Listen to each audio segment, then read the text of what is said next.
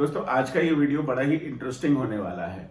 English में गालियों को लेकर बहुत सारी वीडियो शायद आपने देखी हो या कई बार आपका मन करता हो या काश मैं भी इंग्लिश में गालियां दे पाता। भाई हिंदी में तो ऑफ कोर्स आप गालियां देते ही होंगे। जब भी इंसान को गुस्सा आता है तो वो गालियों से अपना गुस्सा व्यक्त करता है, राइट। आप हो सकता है थोड़ी ज़्यादा गालियां देते हो, मैं थोड़ी कम गालियां देता हूँ। हाँ, ऐसा बिल्कुल भी नहीं है कि मैं गालियां नहीं देता हूँ। और मेरे स्टूडेंट भी मुझसे पिछले 20 साल से अक्सर ये सवाल करते हैं कि सर क्या आप हमें अंग्रेजी में गालियां देना भी सिखाओगे। इवन कई बार तो उनके मम्मी पापा भी जो बड़े फनी होते हैं वो आकर के मुझसे पूछते हैं सर क्या इंग्लिश में भी गालियां होती हैं। तो मेरा जवाब होता है कि हाँ जी बिल्कुल, जब हिंदी में होती हैं तो फिर इंग्लिश में क्यों नहीं होती होंगी।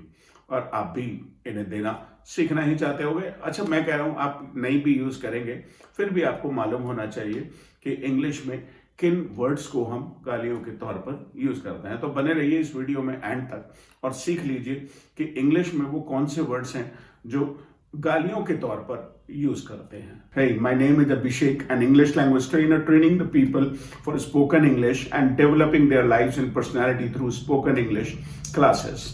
यदि आप इस चैनल को पहली बार देख रहे हैं और आपने हमारे चैनल को अभी तक सब्सक्राइब नहीं किया है तो इसे अभी सब्सक्राइब करके नोटिफिकेशन बेल को दबाकर ऑल पर भी क्लिक कर दें ताकि फ्यूचर में आने वाले सारे वीडियोस का लिंक आपको सबसे पहले मिले।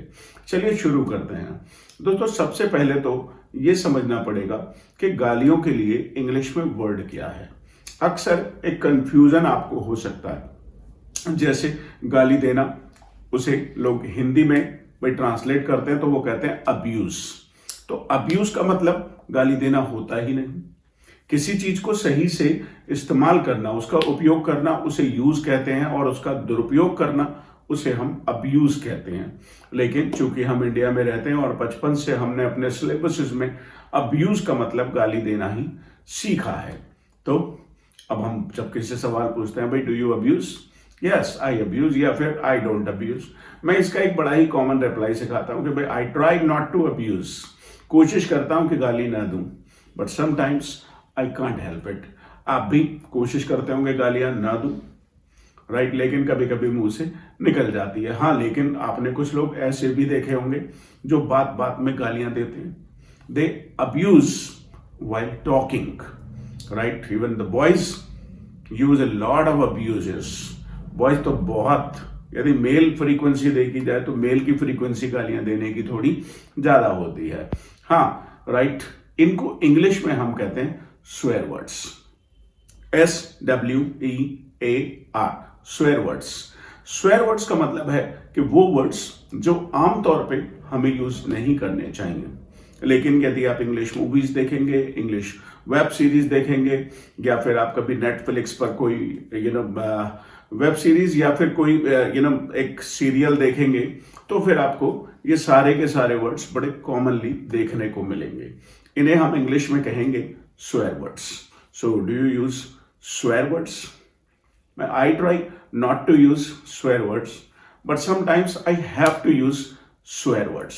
तो आज के बाद आप कभी भी abuses नहीं कहेंगे। हाँ, कोई कह रहा है तो उसे कहने दें, लेकिन आप कोशिश करेंगे कि आप कहें I don't use swear words. He uses a lot of swear words. So, do you use swear words? How often do you use swear words? I try not to use swear words, but sometimes I can't help it. I have to use swear words. और इन swear words में सबसे common है fuck, FUCK। हालांकि यदि आप इसका meaning देखेंगे, Google पे जाके चेक करेंगे तो इसके बहुत सारे मतलब हैं, लेकिन इसमें प्रपोजिशंस जोड़ के लोग इसे यूज कर लेते हैं fuck off, और इसका मतलब होता है कि निकल लो यहां से, राइट। या फिर आपने सुना होगा fuck you, right? Fuck off, fuck out, right? तो ये अब इनके सबके मतलब तो कुछ है नहीं, इन सबके हिंदी में तो कोई ट्रांसलेट करके इसका कोई मीनिंग है नहीं, लेकिन अंग्रेज लोग इनको बहुत ज्यादा यूज करते हैं। What the fuck? Get the fuck out of here. Fuck off. Why are you fucking your mouth here?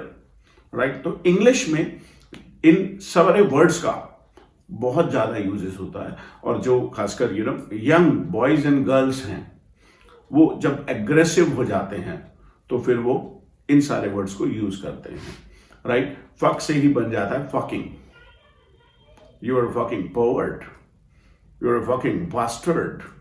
आप लोग इस तरीके के डायलॉग, मुझे इतना ज्यादा ये यूज करने नहीं आते, लेकिन क्योंकि लोग यूज करते हैं तो वी हैव टू अंडरस्टैंड कि उनका जो इसमें जो स्वर, मतलब जो वो बोलना चाह रहे हैं, वो इस पर स्ट्रेस देना चाह रहे हैं, वर्ड्स पर स्ट्रेस देना चाह रहे हैं। Fuck off here, fuck out of here, you fucking bastard. तो अब सिंपल उन्होंने इस पर जोर डालने के लिए फकिंग को यूज किया है, राइट। तो अब ऐसे ही इंग्लिश में एक और वर्ड है पिस ऑफ। अब इसके भी बहुत सारे मतलब हैं, इनको आप गूगल करते जाइए और देखते जाइए। Bastard, somebody whose parents are unknown।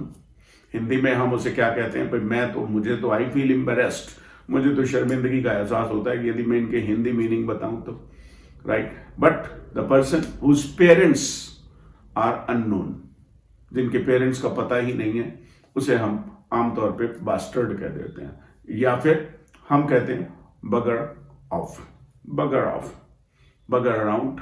ये सब इंग्लिश में कॉमन वर्ड हैं। या फिर आप देखेंगे कि जो फीमेल जेनिटल्स होते हैं या मेल जेनिटल्स होते हैं, उनके नाम, जैसे मुझे बोलने में अभी भी शर्म आ रही है, राइट। मैं शायद बता नहीं पाऊंगा because I don't use them quite often, and this is मतलब not a polite usage, right. Well, मैं फिर से नहीं बोल पाया, निकल ही नहीं रहे हैं, because I don't use swear words a lot. So son of a bitch, motherfucker, piece of shit as whole are the most common swear words in English. So I would suggest you to avoid these words.